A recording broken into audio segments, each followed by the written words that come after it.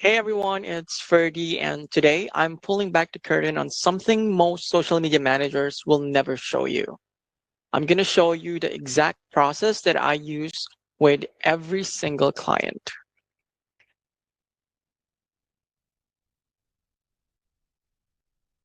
So here's why this matters. Most virtual assistants and social media managers, they're making it up as they go.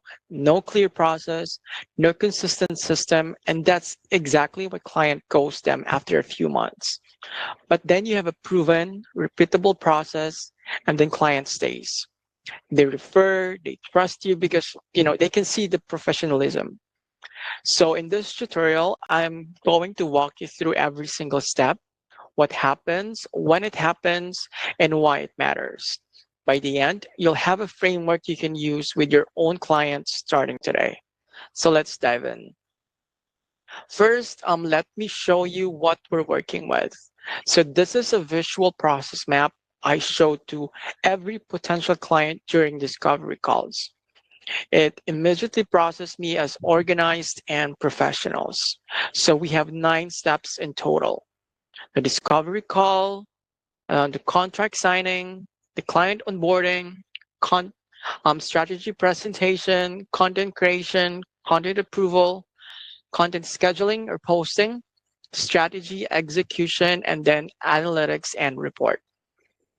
Now let's break down each step in details, starting from the very beginning, the discovery call. So the discovery call, this is where 90% of virtual assistants mess up. Here's what I do differently. So I don't pitch, I actually diagnose.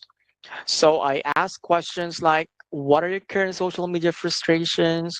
What have you tried before? What does success look like for you in the next 90 days? And who is your dream customer? And what's your budget range? So I'm actually listening way more than I'm talking, and I'm taking a lot of notes. And at the end of the call, if it's a good fit, I explain the next step, which brings us to the step 2. So pro tip, recording these calls with permission, it helps with the onboarding later. You can use Fathom, Fireflies, other AI, all of those recording platform that you can use. So the step 2 is actually contract signing. So I don't care how excited they are or how small the project is. No contract, no work. So my work contract includes first, scope of work, what platforms, how many posts, what's included, and then the payment terms, which could be like monthly retainer or payment scheduled.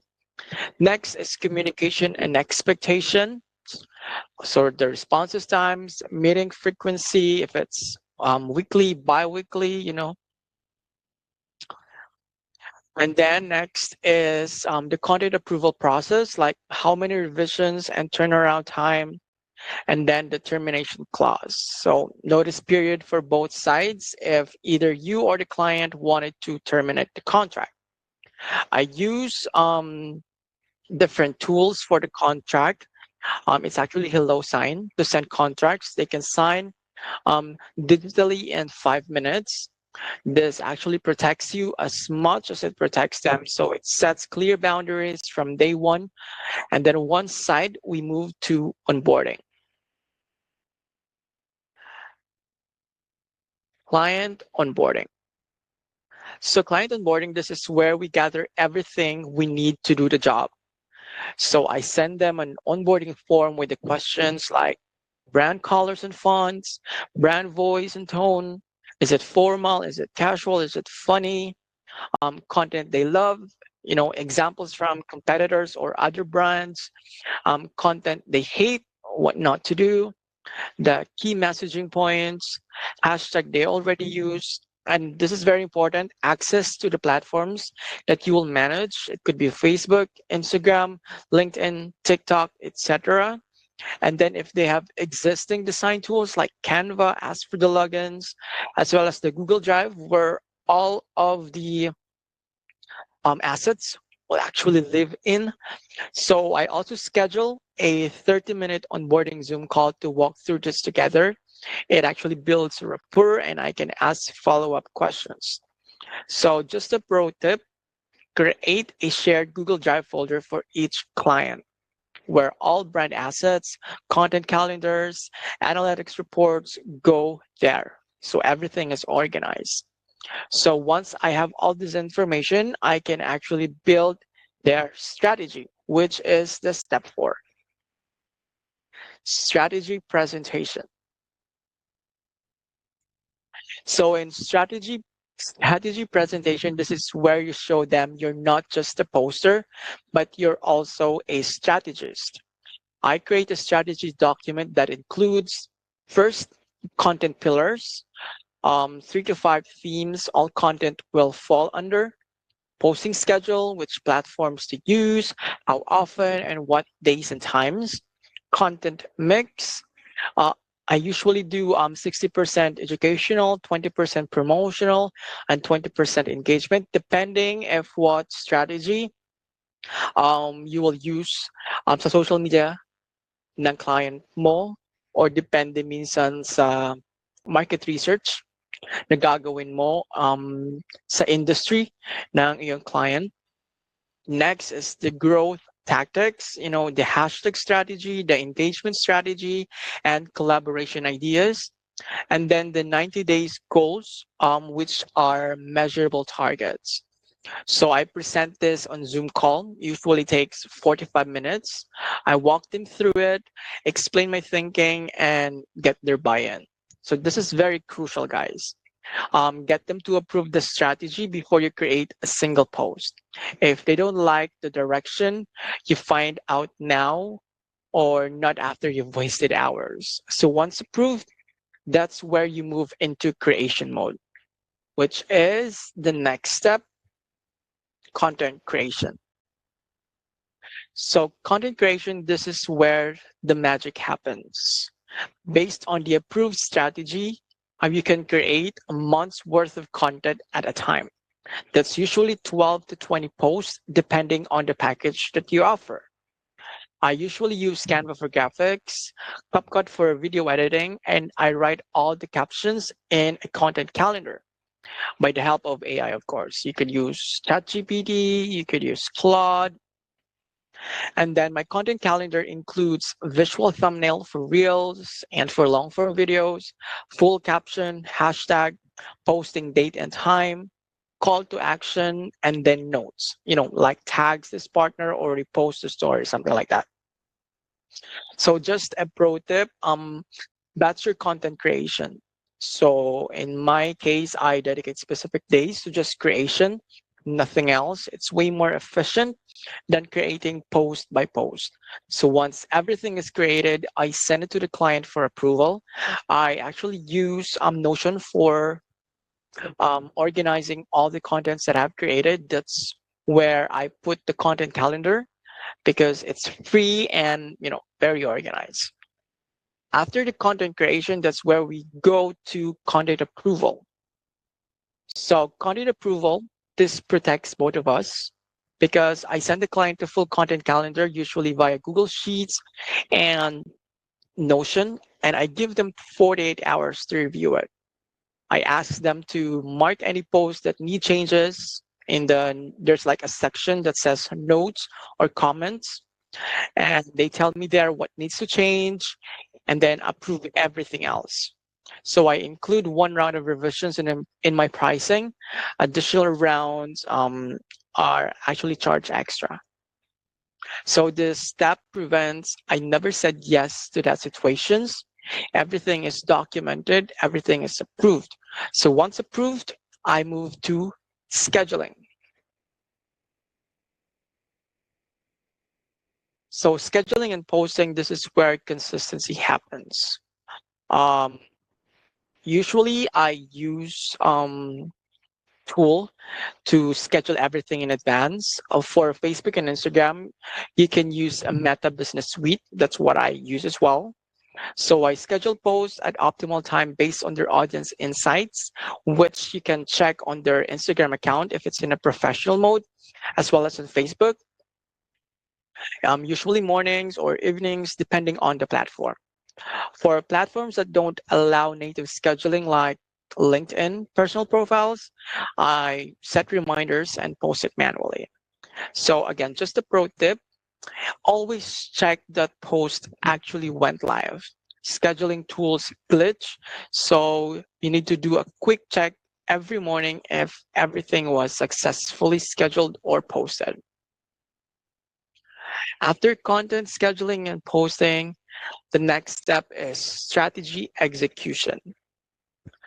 So strategy execution, this is the part most VAs or virtual assistants, social media managers skip, and it's why they actually fall. So posting is only 30% of social media engagement.